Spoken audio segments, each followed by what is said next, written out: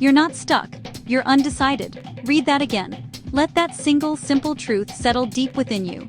It is a key, and it is poised to unlock everything. The feeling of being trapped, of watching your life idle in neutral while the world speeds by, is not a permanent state of being. It is not your destiny. It is the direct result of a choice you have not yet made. This one realization shifts the entire landscape of your life.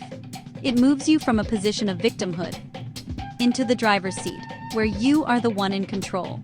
Your life is not paused. Your power is simply waiting for you to claim it through a decision.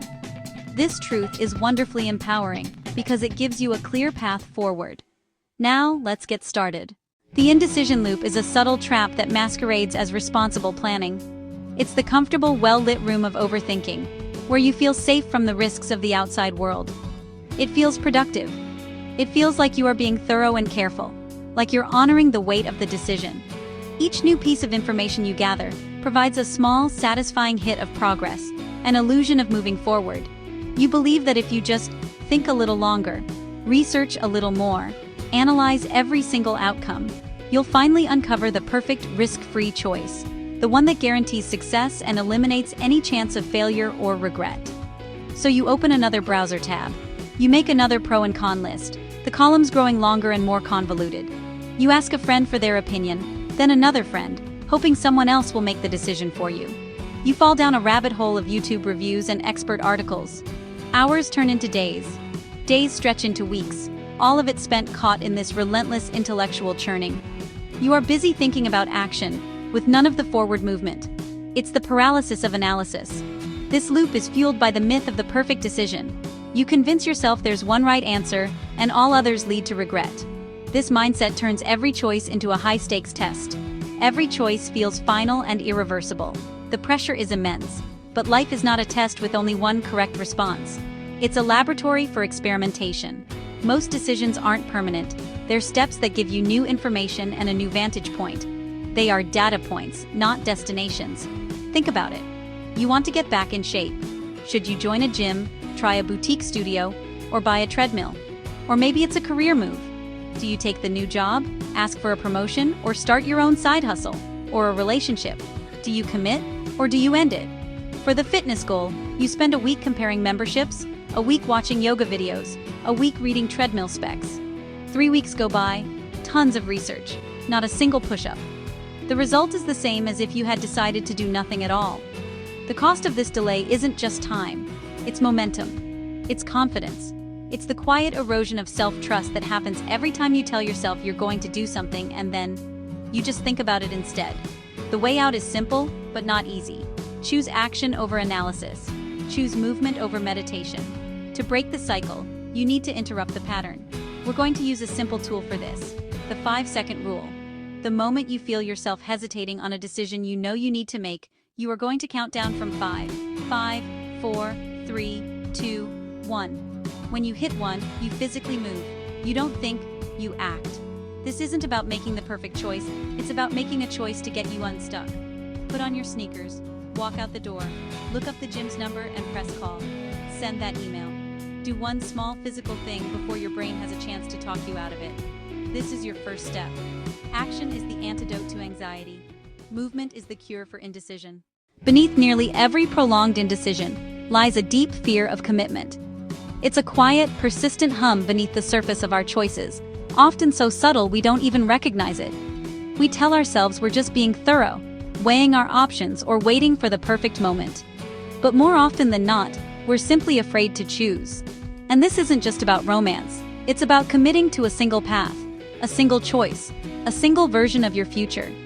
It's the fear of committing to a city, a career, a creative project, or even a morning routine. Our culture glorifies endless options. We're taught to keep our doors open, to hedge our bets, to wait for a better deal just around the corner. This creates a paradox of choice. The more options we have, the more paralyzed we become. Psychologically, we're wired for loss aversion. The pain of making the wrong choice feels far more significant than the joy of making the right one. So you fear choosing job A because the perfect job B might appear the day after you accept. You finally commit to a business idea, but then lie awake at night worrying that a more brilliant, more profitable one will come to you tomorrow. Every decision feels like a door slamming shut on 1,000 other potential lives. You see commitment as a prison, a permanent, irreversible sentence, not as a foundation upon which you can build something real and meaningful. Ironically, this refusal to commit is what truly traps you. It keeps you in a perpetual waiting room of your own making. With one foot always out the door, you can't fully invest your time, your resources, or your presence. Your energy is fractured, your focus is divided, and your progress stalls. You research cities for months. The cost of living in Austin, the culture in Chicago, the weather in San Diego. You talk to friends, you make vision boards, but you never buy the ticket, apply for the local job, or tour the apartments, because that would make it real. You're paralyzed by the fear of finality. The solution is to dismantle the very idea of finality. Reframe commitment. Treat your decisions not as life sentences, but as time-boxed experiments. This simple shift lowers the stakes from forever to for now. Choose one direction and commit fully for just 30 days. Act as if it's the perfect choice for 1 month. Go all in. For example, instead of endlessly debating which programming language to learn, commit to Python for 30 days. Or for a smaller decision, try a new workout routine for just 7 days.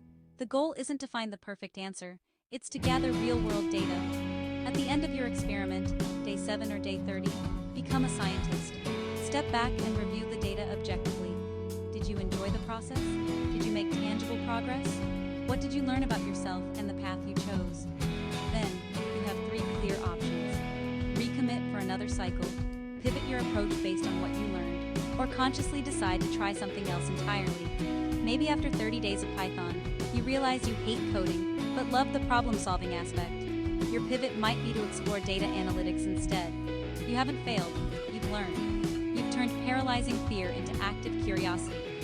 We avoid choices to dodge the phantom pain of future regret. Not deciding feels safer, like a shield. But the cost of this safety is clarity.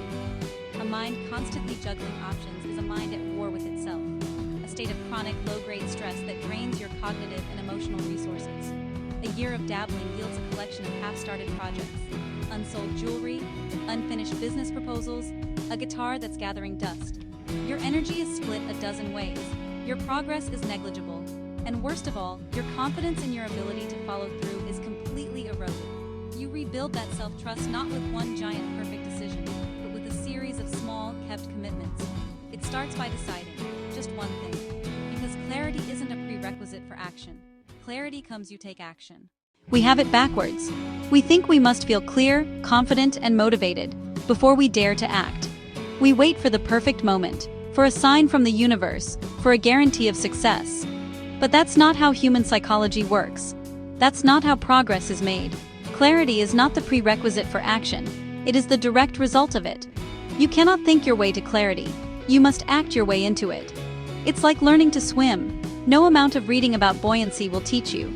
You only learn when you get in the water. Action is the water. Every small step you take is a data point. It's crucial feedback you can't get by staying in your head. Did you get a response or just silence? Did it feel energizing or draining? This isn't failure, it's vital information. Think of it like driving in a dense fog. You can only see the next 50 feet of road ahead. You don't stop the car and wait for the entire fog to lift. You drive that 50 feet, and as you do, the next 50 appear. Action is your headlight. It doesn't need to illuminate the entire journey, just enough to keep you moving forward. The point of an initial decision isn't to get it right, it's to get moving. Movement creates momentum. Small wins build real, earned confidence. Being stuck is just a state of inertia. The only way to break it is to decide and move. This creates a powerful upward spiral. Action creates clarity, which inspires more confident action, which creates even more clarity. This is where theory ends, and your new reality begins. Knowing is not enough. You must do.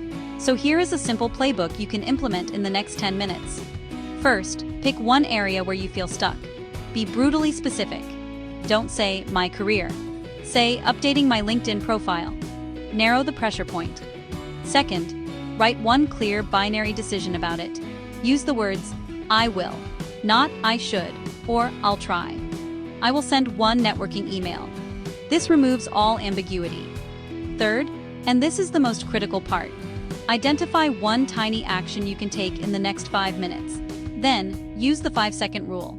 Count down 5, 4, 3, 2, 1, and physically move. The goal is simply to break the seal of inertia. Your brain will object. It will say, "This is too small to matter." Or, "What if I fail?" Counter it. The size of the action doesn't matter. The act starting does. This first step isn't the destination. It's the spark. It's the first domino. Your only job is to push it over. We began with a simple truth. You are not stuck, you are undecided. Clarity is created through movement. The gap between the life you have and the life you want is a decision not yet made. Confidence, momentum, growth. On the other side of a decision. Money, opportunities, relationships flow toward people in motion. You won't be perfect. You will adjust. That's learning. That's living. Your life changes the moment you decide. Choose one thing. Do it in the next 5 minutes. If this sparked your next move, subscribe. Decide, then act, and keep growing.